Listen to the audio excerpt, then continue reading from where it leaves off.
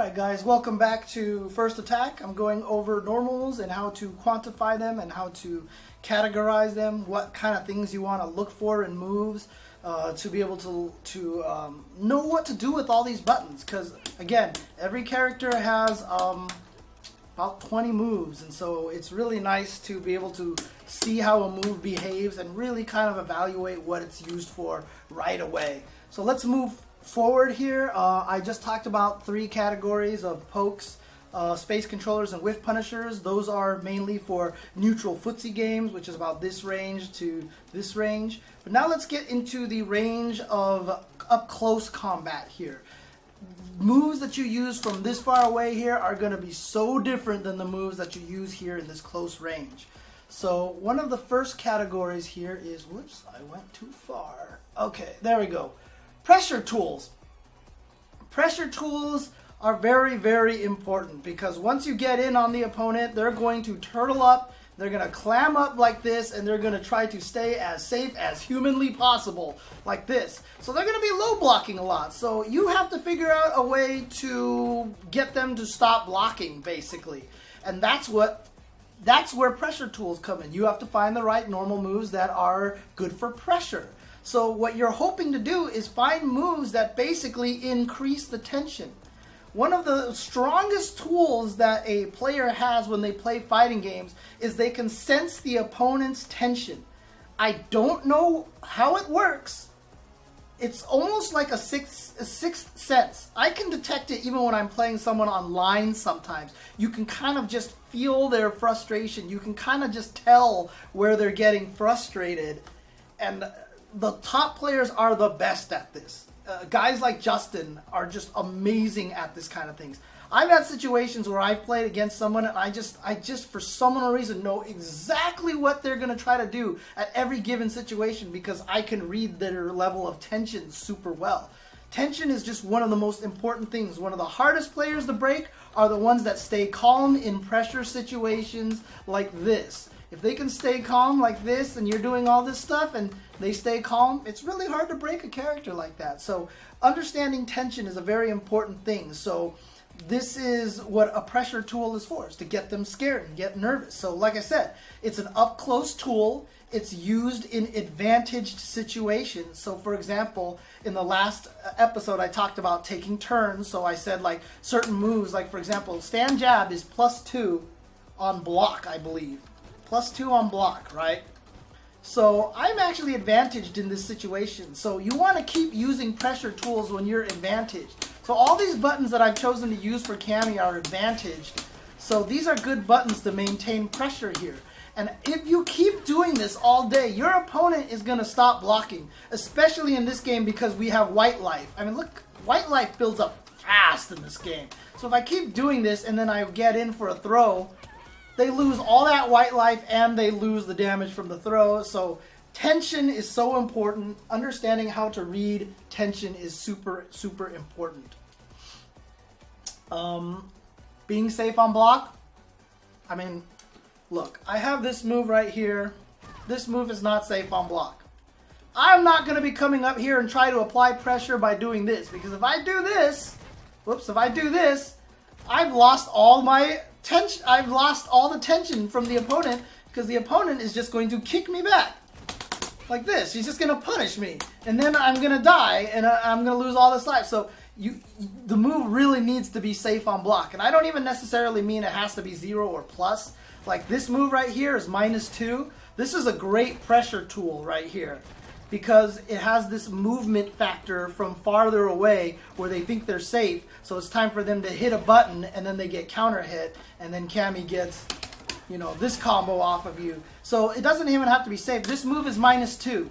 It can only be really punished by something like a Zangief Super, but otherwise I can block whatever counterattack you threw out at me. Now, granted, I lose pressure, but that's why you're going to see players like Punko always uppercut afterwards. He uppercuts after that move a lot because he knows he loses his turn. So in order to turn it into a consistent pressure tool, he'll throw out the uppercut every once in a while just to let you know that he's willing to do it. So now every time you block this move, you have to think, is he going to uppercut or not? you're not going to counter every time and take your turn because you're scared of him uppercutting you. So even though this move is -2, it's still a decent pressure tool because it's safe on block. Hit confirmability, hit confirmability, hit confirmability. One of the most important parts of this pressure game. If I have this really cool button like stand jab, and I keep pressuring you here, and then I hit you, I can't get anything off of it unless I've committed to doing the combo already. I can't really hit confirm off of hitting you with jab. I'm just kind of like, okay, I'm just going to do the drill. But if I poke with this move and I hit you, then I get this combo. Or I can get this combo. If I try to poke with this crouch medium punch, I can get 2 crouching medium punches into drill. Hit confirmability is super, super crucial for these kind of pressure tools. Same thing goes for Karen. Karen's always going to pressure you with this crouching medium punch. Because if she hits you with it, then she gets combos. I'm really terrible at Karen combos. So there you go, right? So, anyways, I need to sit down and practice Karen combos. But she'll always pressure with that tool because she can hit confirm off of it. I think she can hit confirm off of this one. Maybe not. I guess not. Okay. But she does have frame advantage so that when I do block it, it is dangerous to counter poke in this situation. But it's still better to poke with moves that are hit confirmable so that you can do, you know, stuff like that, right? Oh, I should use roundhouse. There you go. And of course she falls dizzy. So that I can actually get decent damage and such. So hit confirmability is very, very important. And I'm just going to make this blanket statement for now. For the most part, that button for your character is standing medium punch. This is going to be the case for like 80 to 90% of the characters, okay? Standing medium punch is your best pressure tool. This is true for Ryu, it's true for Ken, it's true for Cammy, it's true for Karen. Oh, Karen is low medium punch, I should say. It's true for Bison, it's true for most characters. That's Mika, that's her best close pressure tool. Standing medium punch is kind of the go-to pressure tool button. And one thing that you do want to learn, though, is you really want to learn the pushback of your moves. Because, honestly, your biggest opponent to your pressure game is how far back you're pushing yourself.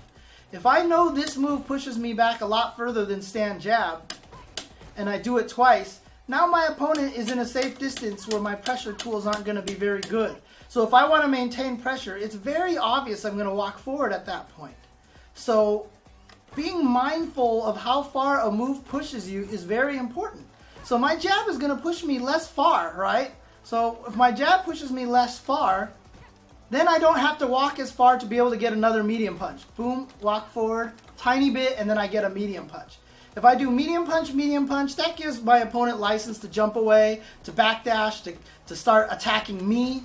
So if I do this and poke this like this and then take a step in medium punch, now my opponent has to be wary of that. Or I can do medium punch, jab, and then another jab and walk up closer, try to stay in close, etc., etc. Understanding how far different moves push you away is really important. So you'll see one thing like this, for example.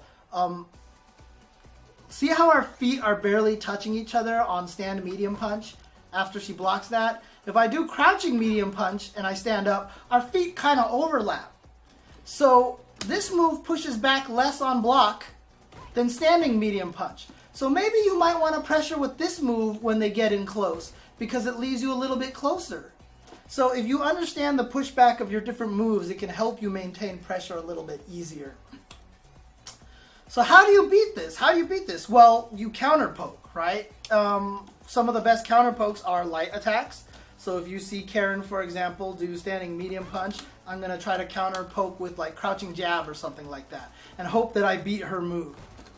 You know, something like that, right? So you're beating her move. So you want to counter poke with lights. However, this is a very, very, very, very risky thing, okay?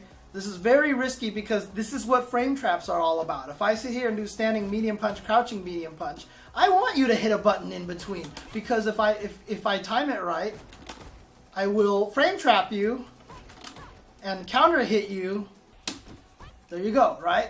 So if I time this right, I actually get a counter hit.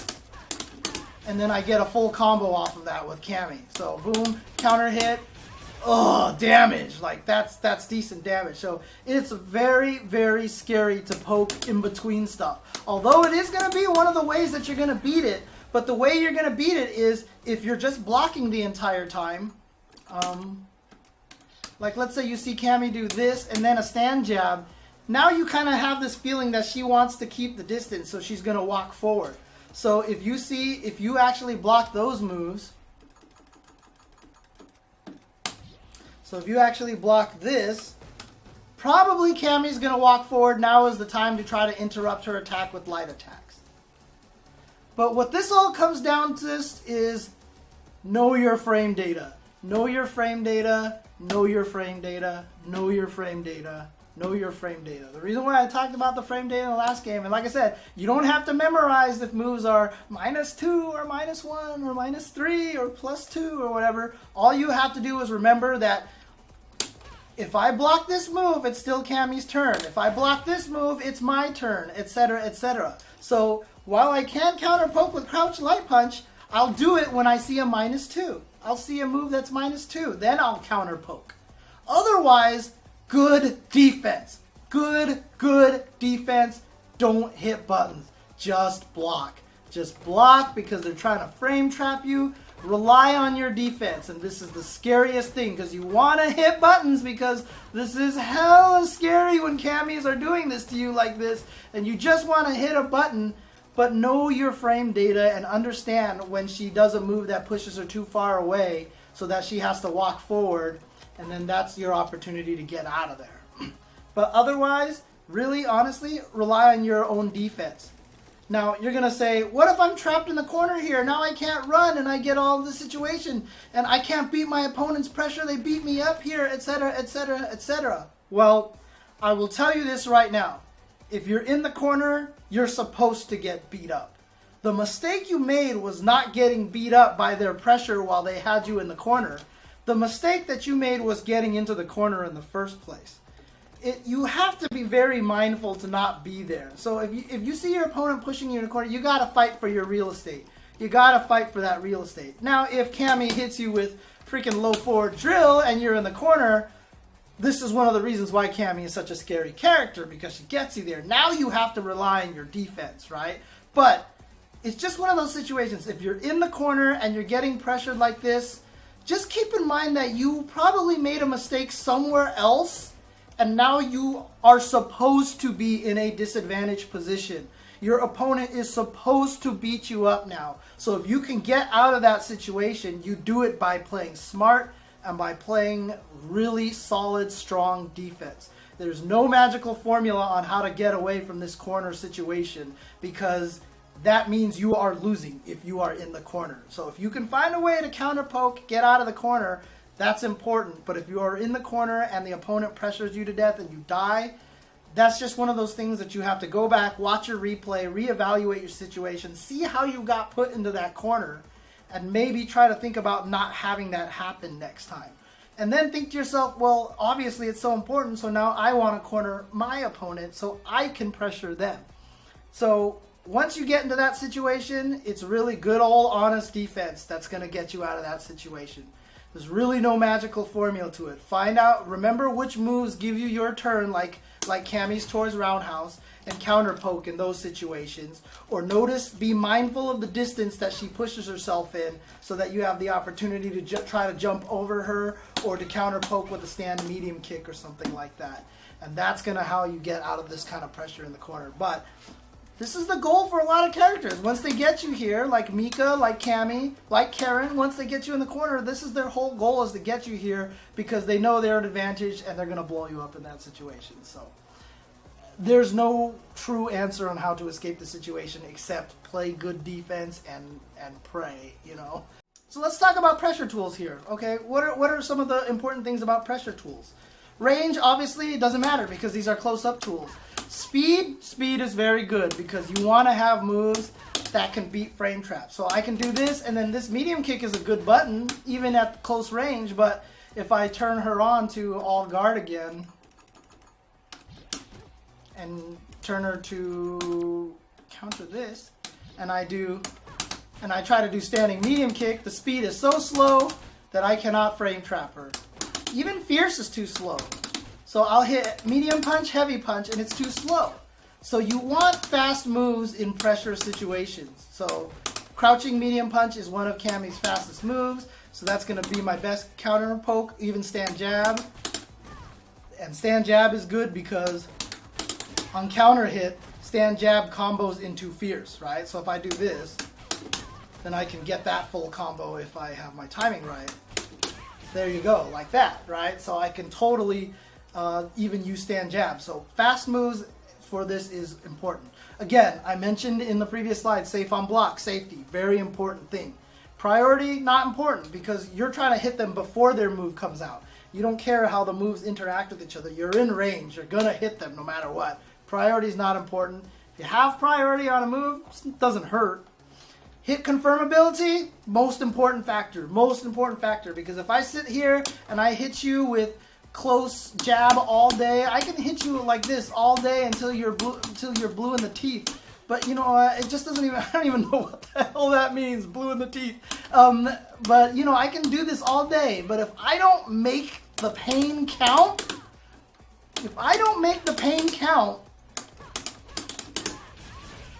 then I can't really apply pressure. So you need to have the ability to hit confirm. And having combo ability is okay, but it's better if you can combo into a move, into a special move that's safe. Cammy doesn't have one. I think I think Karen has, like,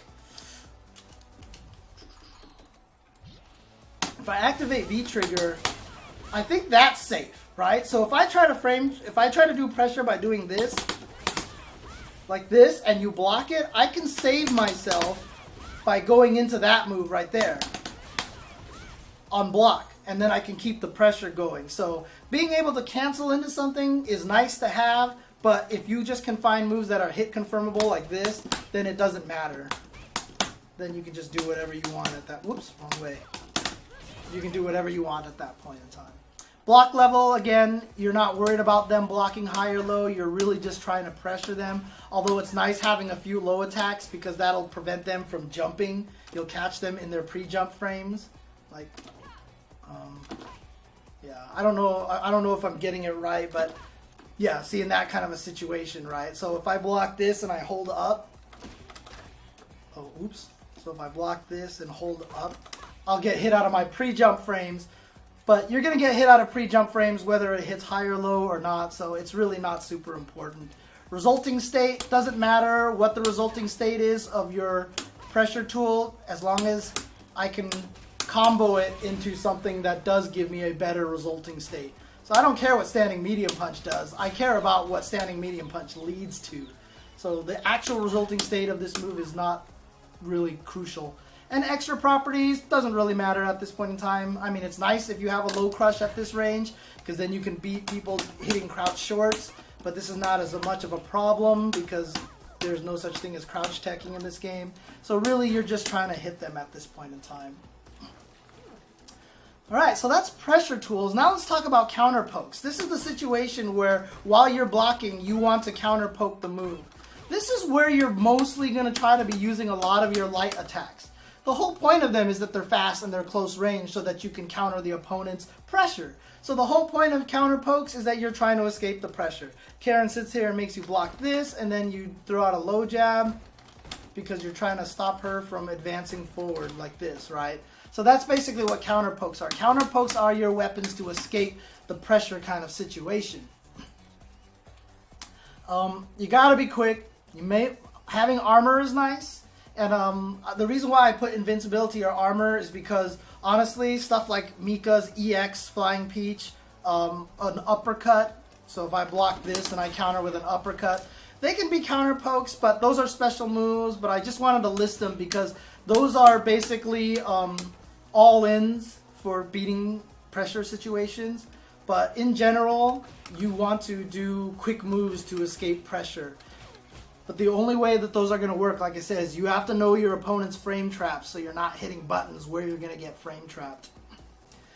Another really important thing about these moves is that you want to have it so that it retains momentum. If I hit you with a move that's like, for example, like I think Cammy's back medium punch is really fast, right? But I don't know how great it is on hit or on block or whatever like that. So even like, let's say I have a fast range move, like Karen Crouch Fierce might actually hit decently fast, I'm not sure. Let's pretend it does. It just has a really negative, so even though if I can counter poke with this, I'm back to negative again, so I didn't really accomplish much at all. I hit my opponent, but I'm negative, so it's still their turn. Not a big deal. Not really any benefit. But if I crouch jab you, even on block, I have advantage if I stand jab you. So if I do manage to counter poke you, now it's my turn, and I get to do the offense. So I can sit here and do this and then get myself out. So you want to be able to have it to be able to give you some kind of momentum, to swing the momentum in your favor. That's the important thing about having a counter poke. Again, they get blown up by frame traps. So it's very, very scary. Very, very scary. So if your opponent likes to mash jab, frame traps all day. Frame traps all day. If Karen likes to do mashing jabs, whoops.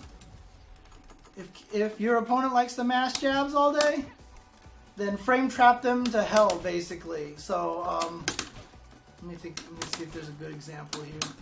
Yeah, I can even probably do jab, jab, but I mean, Cammy's obvious frame trap is stand strong, go strong, right? So if they like to poke a lot, you have to understand your frame traps. Otherwise, you are going to get beat by those guys online who like to hit crouching jab all the time. Same thing even happens on wake up as well. As long as you plan to meaty inside them, if they wake up with a button, you will counter hit them. You just have to learn the meaty timings, but that's not counter poke situation. So, well, I guess it could be. So let me just show you an example of that. So let me show a wake up action. So if I wake up and I do crouching jab like this, you know, basically what I want to do then,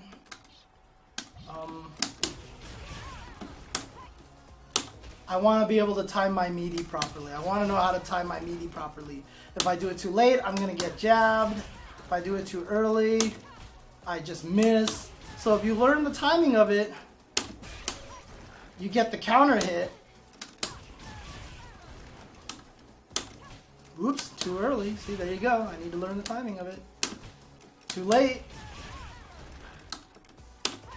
And then you get the combo off of it. So that's how you beat counter pokes from a wake-up situation. So there you go. Honestly, that's how you beat counter pokes. Frame traps. Frame traps. Learn your frame traps. Most characters, it's going to be standing medium into crouching medium, or some variant of medium into some other medium. Like I said, with Karen, it's crouching medium into stand medium is her good frame trap. Learn your frame traps. That is definitely key to beating counter pokes. Otherwise, you are going to lose to people who mash jab online all day. But if you can learn your frame traps, you will blow those guys up for free. And seriously, it's a joy to run into mash jabbers. Because then you get to practice your frame traps, and all you do is get counter hits all day, and then you get to do these beefy combos, and they feel so good when you get to blow them up. So if you see a mashing jabber, then adjust your goal. Don't think to yourself, oh, this is a jab masher, I want to win. No, think to yourself, this is a jab masher, so I'm going to use this opportunity to practice just my frame traps. If you see someone who's likes to uppercut a lot, then say, okay, I'm not going to win by using my tricks. I'm just going to try to bait uppercut and always have the optimal crush counter combo. If you see someone who blocks a lot, then you go, okay, you know what? I'm not just going to beat him by using all my cool stuff. I'm going to try to beat him by seeing if I can work throws into my game really well, etc., etc. So if you run into someone who mashes jabs a lot, take the opportunity, be happy about it, and learn your frame traps. Speaking of throws, by the way, I have not added throws into this entire discussion. Throws play a huge huge major part in this counter poke close game, in the footsie game, especially in this close game. So between counter pokes and between frame and pressure tools, throw is such an important weapon. Because this basically beats a lot of blocking, right? So if you can get this, and this will also open people up so that they get frame trapped even more. This is where the shimmy comes into play, where you bait them into throwing and then you basically blow them up like, ooh, I'm gonna throw you, and then you beat them up for trying to throw. Throws are a very important part of this. I'm just talking about normal moves, so I'm kind of leaving throws out. But understand that this close game of pressure tools and counter pokes is not complete really without taking throws into consideration. It's not as simple as the rock, paper, scissor kind of thing, that example of footsies. It's a lot more complex than that, but this is where a lot of Street Fighter is played, is this up close game like this. And throws really do come into a big factor in it. So that's the close-up game. We've gone through all the way back up here. We've gone through the 3 footsies games, and we've gone through these. Actually, you know what? I'll finish going through one thing in counter pokes, but we've gone through the close-ups. So I'll go through the last ones in just a second. But before I go forward, let's rate the stuff. Counter pokes, obviously the range doesn't matter because they're right next to you, but speed is going to be your important factor every single time. Safety, I mean, like I said, it's good to have it. It's definitely good to have it. But the reason why I put it as a 3, because even though I said this is really important, like I said, uppercuts can count as a good counter poke, right? Something with armor can count as a good counter poke. But man, those moves are not safe by any stretch of the imagination. So I had to put safety as a 3, because if you're going all in for an uppercut, you get so much out of beating their pressure with an uppercut. Because I talked about momentum swinging. Back here, retains momentum. You steal the momentum and it's back to yours, but nothing will take that back more than hitting them with an uppercut, knocking them down, and then you get to get all this pressure. And it puts questions into their mind, and if you really want to, you can uppercut into super and really beat them up. So safety is important, but at sometimes you might want to just take that completely YOLO risk in those situations.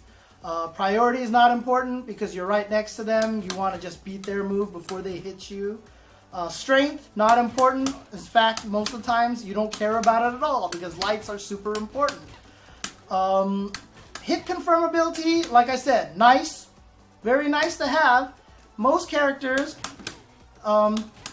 this is the best that they're getting, is light into special.